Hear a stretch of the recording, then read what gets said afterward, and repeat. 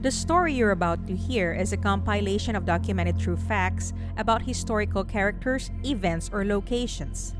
Please sit back and listen as I narrate this story to you. A strange creature was said to have visited the small town of Van Meter in Iowa 119 years ago. The strange occurrences took place in October of 1903. The small town was terrorized for several nights by a half-human, half-animal with enormous smooth bat wings flying around. The creature is described as moving at speeds the townspeople had never seen before, emitting a strong stench and shooting a blinding light from its horned head. When the townspeople encountered the creature, they fired their guns at it, but it appeared that this had no effect on the creature. The first shot was fired by implement dealer Eugene Griffith as it flew across the roofs of buildings. He noticed what he thought was a torch or spotlight on the roof of one of the downtown businesses. He assumed it was a burglar, but as he approached the building, the light seemed to jump from the rooftop to the rooftop of another building across the street. The monster shrugged off the shot as if it were a minor annoyance. Then it vanished. The next evening, it was spotted by both the town doctor, Dr. Alcott, who was asleep in his office when he was awoken by a very bright light being shown at his face through his office window, and his assistant, Mrs. Alcott. He dashed outside with his handgun, but it was not a man he encountered. Instead, he was met by a tall humanoid figure with massive bat-like wings. The light seen through the window by the doctor appeared to be coming directly from a horn on the creature's head. Despite being repulsed and terrified by the figure, the doctor managed to fire 5 shots from his gun at close range, but the shots appeared to have no effect on the creature. Peter Dunn, a bank cashier, felt it was his civic duty to keep an eye on his establishment. He arrived armed, having brought his shotgun for the night patrol. Around 1 a.m., Dunn heard a terrifying noise coming from outside, which he described as a strangling sound. As he jumped up to go outside and investigate, he was blinded by a blinding beam of light shining through the window. He could barely make out something standing there behind the light, but it appeared to be massive. Don took aim and fired his shotgun at it, shattering the glass in the bank's window. The plate glass and sash were ripped out, and the monster vanished.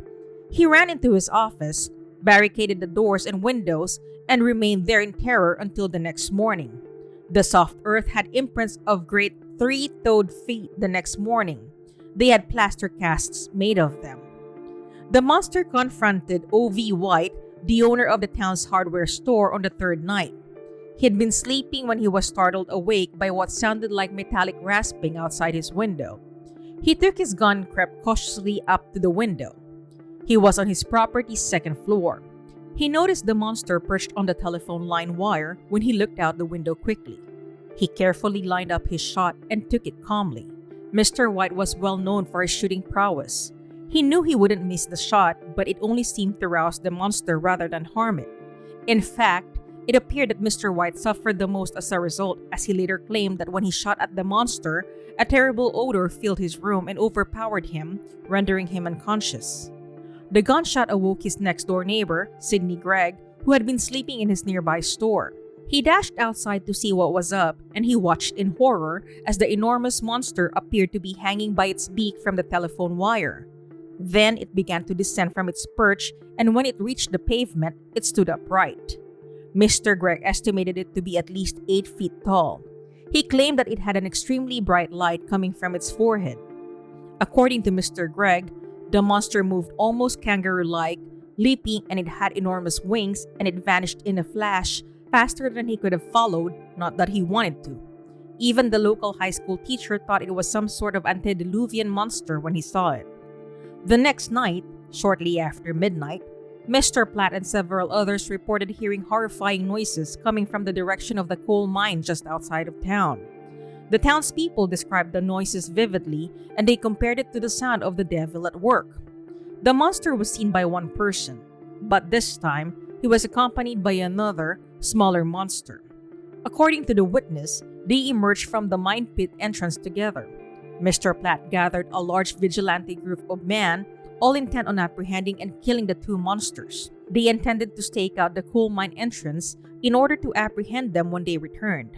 The posse had been waiting all night. Then, as dawn approached, they noticed the monster reappearing. The posse began shooting at them without hesitation.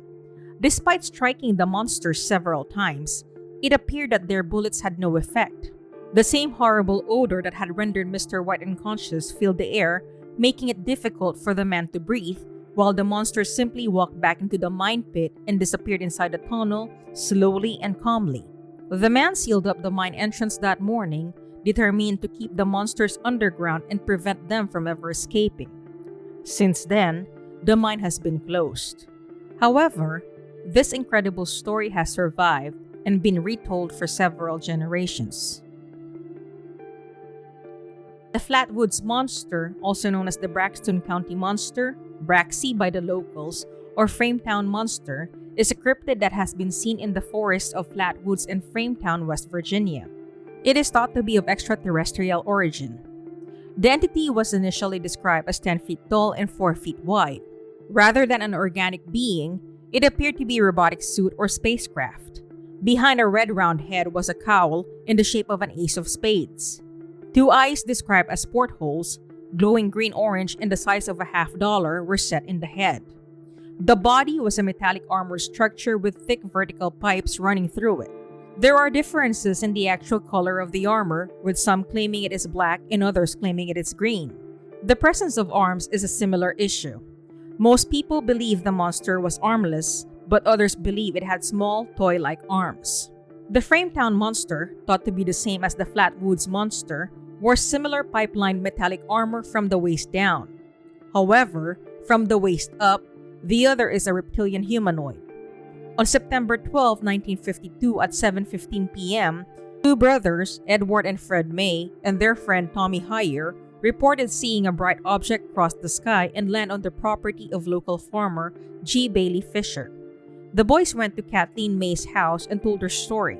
May went to the Fisher farm with the 3 boys, local children Neil Nunley and Ronnie Shaver, and West Virginia National Guardsman Eugene Lemon, to find whatever the boys had claimed to have seen. The guardsman's dog accompanied them as well, and as dogs are wont to do, it ran ahead of them and arrived at the location before they did. The dog, on the other hand, returned to the group quickly, whimpering with its tail between its legs. It was clearly terrified. The group arrived at the top of a hill where Nunley reported seeing a pulsing red light. Lemon stated that he pointed a flashlight in that direction and saw a tall man-like figure with a round red face surrounded by a pointed hood-like shape for a moment. The monster then began to move and it began to approach him. It appeared to glide or float up to them before abruptly veering off and heading toward the fireball. The group fled in fear at this point. Mrs. K estimated that the monster stood at least 10 feet tall and was dressed in a long cloak with a hood over its head like a monk, but its face was clearly not human.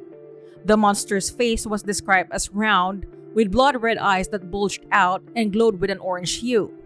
Almost everyone in the group was incoherent after their encounter, suffering from hysteria and shock, and most of them were vomiting. Mrs. K contacted the local sheriff once everyone had returned home, and Sheriff Robert Carr arrived and questioned everyone about what had happened.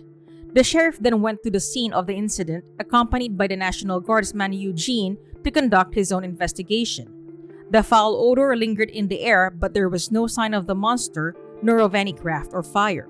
The next morning, a local newspaper reporter went to the scene of the incident and discovered 2 tracks in the mud, as well as traces of a thick black liquid. He immediately reported them as possible signs of a saucer landing, based on the assumption that the area had not seen traffic in at least a year. The tracks were later revealed to be those of a Chevrolet pickup truck driven by a local who had gone to the site to look for the creature some hours before Stewart's discovery. Following the event, civilian saucer investigation investigators obtained several accounts from witnesses who claimed to have witnessed a similar or related phenomenon. A mother and her 21-year-old daughter claimed to have encountered a creature with the same appearance and odor a week before the September 12 incident. The encounter reportedly affected the daughter so badly that she was confined to a hospital for 3 weeks for unspecified sickness. Her and her mother had both been affected by the same dreadful burning odor. The original group of children and adults in the woods faced similar difficulties, including severe and continuous vomiting. Others in the group had swollen throats and difficulty swallowing as well.